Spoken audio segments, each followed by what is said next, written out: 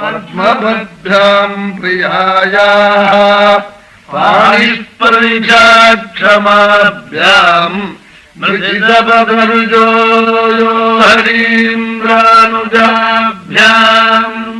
வைனோத்யாச்சோர்பணக்ஷ்யாः பிரியதிரரு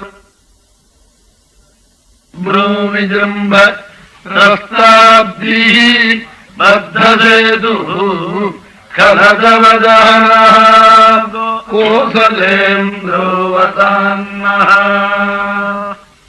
பிரம்மனிஷ்டாள் எழுந்திருந்து ஸ்ரீராமனுக்கு நமஸ்காரம் பண்றாள்.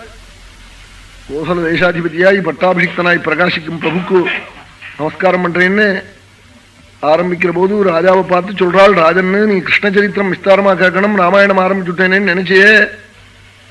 எந்த தெய்வமாவது அப்பாக்காக ராஜ்யத்தை விட்டுட்டு போன தெய்வம் என் ராமனை தவிர உண்டா சொல்லுன்னாள்.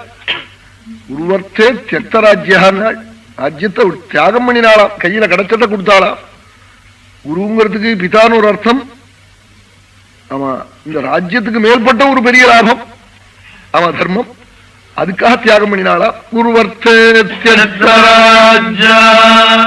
காட்டுக்கு காடு அலைஞ்சாள். கௌசல்ய கெஞ்சினாள், நீ பிட்சை வாங்கு,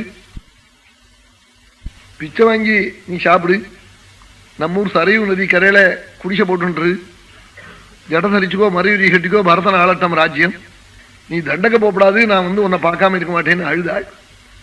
சுவாமி அதனாலதான் நான் அப்பாட்ட சொல்லிவிட்டேன் தண்டக்க போறேன்னு. மறுபடியும் போய் திருப்பி ராமோத்வரன் ஆபிபாஷத்தை நேற்றுக்கு அப்பா நான் போறேன்னு என்னை தண்டக்கின்னு திரும்பி அந்த பேச்சை ஆரம்பிக்க மாட்டேன். ரெண்டாம் தடவை பேசுறது இல்லைன்னா என்ன அர்த்தம்? 10 ரூபா முதல்ல நான் கேட்கறது, நாளைக்கு வருங்கோ தரேன்னு சொல்றது. நான் காலம்பரை போய் நிற்பேன் கூர்ச்சான்னு. நின்ன உடனே நேற்றுக்கு நீங்க 10 ரூபா கேட்டேன் நான் தரேன்னு சொன்னேன்னு ஆரம்பிச்சா என்ன சொல்ல போறான்? இல்லைன்னு சொல்ல போறான்.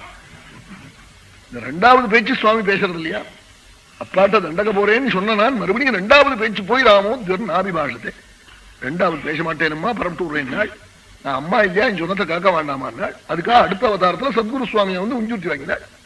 சுவாமி அம்மா பிட்சை வாங்கணும்னு சொன்னதுக்காக, கிரகஸ்தன் பிட்சை வாங்கக்கூடாது, அதுக்காக அக்ஷதமா வாங்கினாள். குருவர்த்தே தியக்த ராஜ்யா யசரதனுவனம். காட்டுக்கு காடு அலைஞ்சாளாம். எப்படி அலைஞ்சாள்? யானை உண்டா, குதிரை உண்டா, தேருண்டா, பத்மபத்யாம் தாமரை போன்ற கால்கள்னால அடைஞ்சாளாம். அது எப்படிப்பட்ட கால்நாள்? பிரியாயா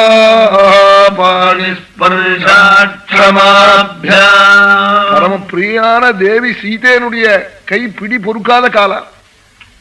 தேவி ராமச்சரணத்தை பிடிப்பலாம், அந்த கைப்பிடி பொறுக்காதான். பிரியாயாகன்னு போட்டாள், பாரியாயாகன்னு போடல. அன்பில்லாத பத்தினி பிடிச்சாலேனா ஒரு முறுக்கு முறுக்கி விட்டா, அது அப்படி சுலிக்கின்னு மறுபடியும் என்னமோ பூனைக்கு பால் வச்சான் அங்கிற கதையாயிடும். பிடிக்க வேண்டாம் அப்படி இருக்க போறதே. அப்படியோங்கிறதுக்காக தான் பிரியாயாக பாணிஸ்பரிசாட்சமாபியாம். அன்பு வாய்ந்த தேவியினுடைய கைப்பிடி பொறுக்காத காலம், அந்த காலால தண்டக்க நடந்தாளாம். பிரிஜித பதருஜோயோ ஹரீந்திரானுஜாப்யாம்.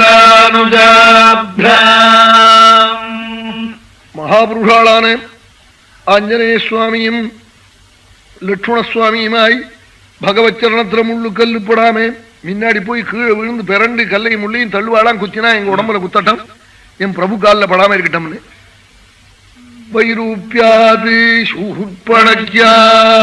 சூர்பணகே விரூபகரணம் பண்ணி அந்த கோபத்தினால ராவணன் தேவியை வந்து அபகரிக்க சேதுபந்தம் பண்ணி லங்கா நகரம் சென்று லோககண்டகனான ராவணனை எந்த பிரபுவதம் பண்ணி திவ்ய விமானத்தில் ஸ்ரீதேவியுடன் லட்சுமணசுவாமியுடன் சுக்ரீவாதிகளுடன் அயோத்தியில வந்து பட்டாபிஷிக்தனாய் கோசலேந்திரனாய் வழங்கினானோ அந்த பிரபு நம்ம எல்லாரையும் ரட்சிக்கட்டம். பட்டாபிஷிக்தனான சீதாராமன் நமஸ்காரம் பண்ணினாளாம். கோசலேந்திரோ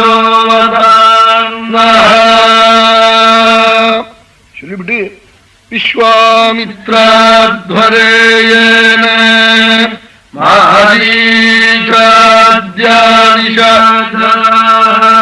பஷ்யதோ லக்ஷ்மணஸ்யைவ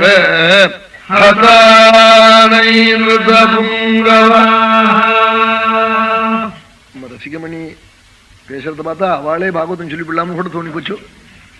அவ்வளவு ரசமா அழகா மனசுக்கு நன்னா வாங்கிக்கிண்டு பாகவதத்தெல்லாம் சமக்கிரமா பார்த்து கடைசியில இந்த ஸ்லோகம் இருக்கிறதெல்லாம் பாகவதம் சொல்றவாள் கூட ரொம்ப பேருக்கு தெரியாது. நம்ம பாகவதத்தினுடைய சமாப்தியில போய் சொன்ன ஸ்லோகங்கள் என்னென்ன இருக்குன்னு தெரியாது. அதெல்லாம் நல்லா மனசுக்கு வாங்கிட்டு அழகா நல்ல பக்தியோட நல்ல ஞானம் இருக்கு, பக்தி இருக்கு, நல்ல சத்குல பிரசூத்தாள், சாதுக்களுடைய சங்கம், அதோட ஒரு கம்பீரமான சுபாவம். அவ திருத்தன இடத்துல போய் அவளும் மாட்டிக்கிறது இல்லைன்னு. நல்ல போற இடங்கள்லாம் பெரிய இடம் தான், பழகிற இடம் பெரிய இடம். சிலவனுக்கு திருத்தனம் தான் ஆம்பிடுவான், அங்க மாட்டிப்பான். அவன் இவனே பால் வாங்க ஓடணும் சேர்ந்து.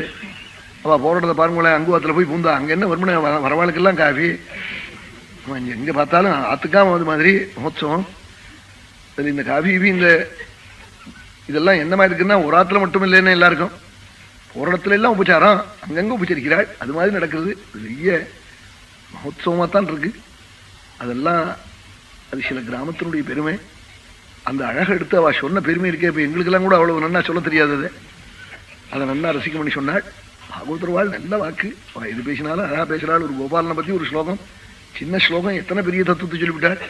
ஆமா, 8 வருஷம் குருவனிடத்துல இருந்து வேதாந்தத்தை முக்கியவனுக்கு வராதுன்னு இது. அது பாவனை இருக்கணும். அவன் வேதாந்தம் வாசிச்சிருக்காள், வாசிச்சா மட்டும் போருமா, அது வரணுமோ இல்லையோ. அது ஒரு பெரிய அவளுக்கு அபாரமான சக்தி, ஆச்சரியமான கதை. ஒரு நல்லவாள்லாம் சேர்ந்து நல்ல ரசிகாளுடைய கோஷ்டியில வந்து பகவத் குணம் சொல்றது அது ஒரு பெரிய பாக்கியம் எனக்கு. எத்தனையோ இடத்துல சொன்னா கூட இது மாதிரி கோஷ்டியில வந்து சொல்ற போது இன்னும் சந்தோஷம் ரொம்பத்தான் இருக்கு. பல இடங்கள்ல போய் சொன்னா கூட இங்க வந்து சொல்றதுல ஒரு திருப்தி இருக்கு. அது என்னமோ இங்க வந்ததுக்காக சொல்றது இல்லை. அப்படி சில பேர் அங்கங்க அப்படி இப்படி சொல்லிட்டு இருப்பான்.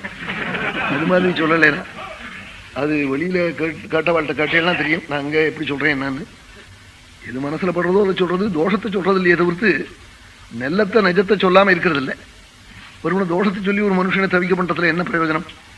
ஏதாவது நெல்லவனை ஆக்கிறதுக்கு வேணா எத்தனை பண்ணலாம், அது பண்ண வேண்டிய அவசியம் உண்டு. நல்லது நிறைய இருக்கிற இடத்துல நெல்லத்தை பத்தி சொல்லாம போனா அது தோஷம் இல்லையோ.